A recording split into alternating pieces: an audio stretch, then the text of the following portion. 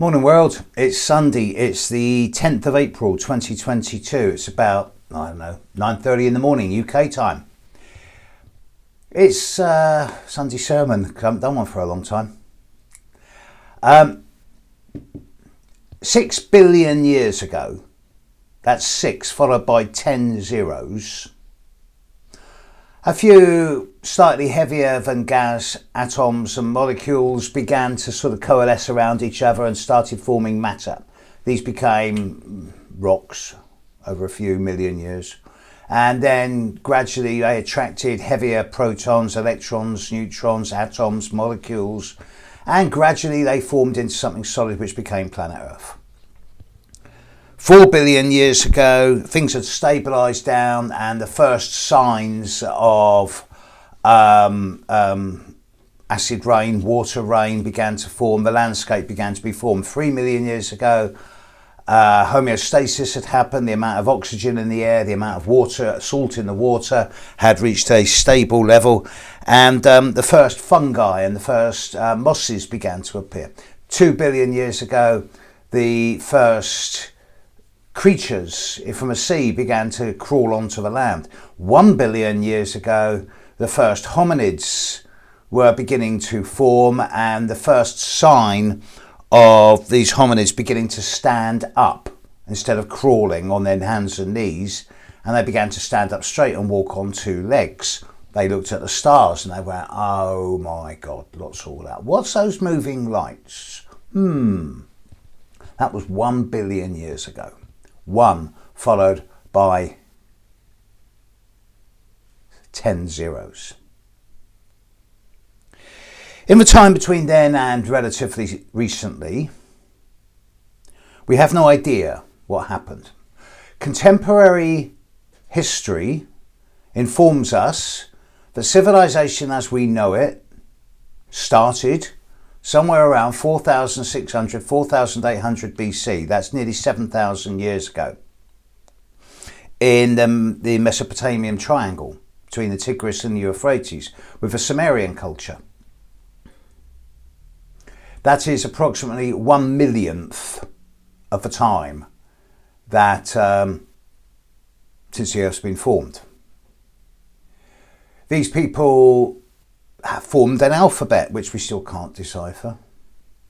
They had the idea of worship and gods. They had, and goddesses of course. They began to look at the stars and the sky and draw metaphor and meaning from them. This is 7,000 years ago.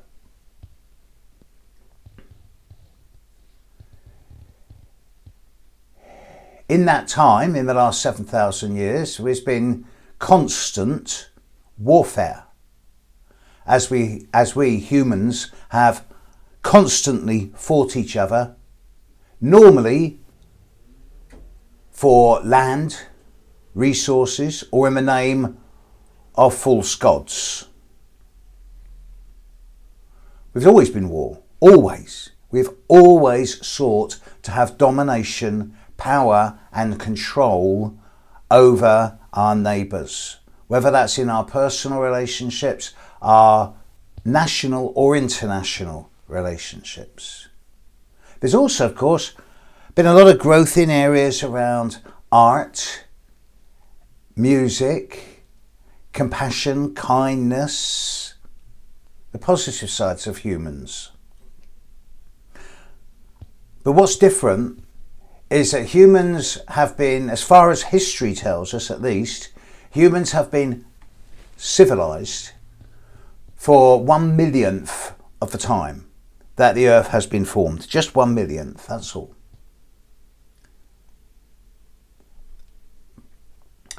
Now, to quote Terence McKenna, human history represents such a break to the systems of biological organisation that it preceded it, and here I interject, he's saying that humans are so different to anything that's ever happened on planet Earth before. Everything else follows a natural biological order, but the rising of humanity with its capacity for self-reflective consciousness, for independent thought, for laughter, and for warfare, sets us apart from any other species that's ever lived on planet. Any other species that's committed warfare on others has been purely to eat them. Humans are the first dominating species that kills for fun or pleasure. Not, to eat, but we murder animals so we can eat them, yeah.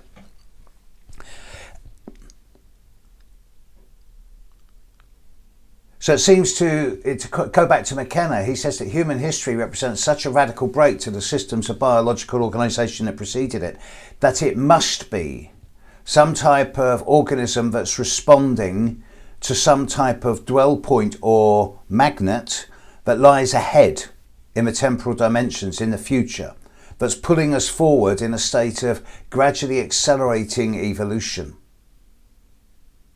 And certainly, within the last just 300 years across the planet, consciousness, spirituality, the awareness of intuition, the use of creative imagination has become much more of a regular concept and much more of an active thing in our individual and collective lives. We are evolving, even though we still kill each other, seemingly for fun or for power. And we seem to be pulling towards some type of omega point of transcendence in the future. Now, one thing that astrology's taught me is that there is no such thing as death, as we've always known it. But death is just Jeff, as we understand it, is just a transition of consciousness from one state of being to another, which kind of knocks reincarnation on the head. And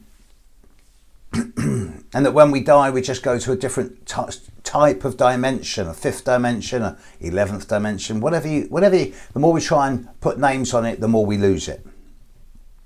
The more we try and understand it or rationalize it or explain it, the more we lose it. It's one of those things that, like the astrological 12th house, we can sense, know, feel, guess, intuit, but we can't explain or understand. And we can't know the future because that defeats the point of existence. The future is, we can make the future, it's in the imagination. Any alien species that's circling the Earth and looking down on us is going to be going, we don't want them in our Galactic Federation. Look at them, they kill each other for fun. We don't want them. And we're not going to make contact with them either. I'll tell you what, let's embargo them until we know that they're able to live with each other in peace. But another way of looking at this is that it's quite feasible that humanity is some type of, it'd be easy to just put it down as an anomaly, to say that it just sprung up with self-reflective thought, objective, independent capacity for humour and self-reflective consciousness. It's sprung up by random because it's different to any other species that's ever lived on planet Earth. A number of people have said to me over the years, yeah, well, we're an experiment, that the gods, the aliens, the ETs are trying to create a sort of animal stroke God hybrid where we can take responsibility for ourselves instead of depending upon some higher force. But then that buys into the trap of time. Time as we understand it, time as we measure it here, now, in the third dimension, is relative to the gravity field that we live in. It's an established fact that outside of Earth's gravity, time doesn't flow the same way as it does down here. We know this. We know that astronauts who have been on the space station for 8 months come back and their bodies have aged far less than that 8 months. And the further out you go, the more obvious this is. So time is relative. And to what we see as 6 billion years, here in this dimensional continuum, could easily just be a blink of an eye to some, I don't know, galactic species or galactic deity or galactic force, let's call it. Now, another way of giving an objective perspective on this is that I know through my studies, and I can basically prove to within 99%, not 100, but to 99%, that the placing of the planets in the sky and their orbital patterns are not random. That the patterns they make are so accurate that it cannot be the result of randomicity. It just cannot. It's too perfect. And that those patterns, changing all the time, translate as blueprints of potential in individuals' horoscopes. So every horoscope is a map of a moment of time and all the potentials that it carries in it. And within those potentials is a seed for transformation, for spiritual upgrading and uplifting, and hopefully some type of accelerated evolution that's going to upgrade the consciousness of everybody on planet. And the more we push towards this, the more the rump resistance from the lower base vibration continues. But war seems such an anachronism. It seems so 18th, 19th, even 20th century. We're more intelligent for this than this, surely. Anyway, I guess the purpose of this, at the end of it, is to keep the faith. Not faith in oneself, not faith in God, not even faith in the future. Faith in general, that there is something better ahead of us, that we're evolving, accelerating and growing spiritually. And that doesn't seem like it with all the news. And there is, of course, a vested interest in various, mainly unconscious parties to dumb us down and to keep us sort of subservient.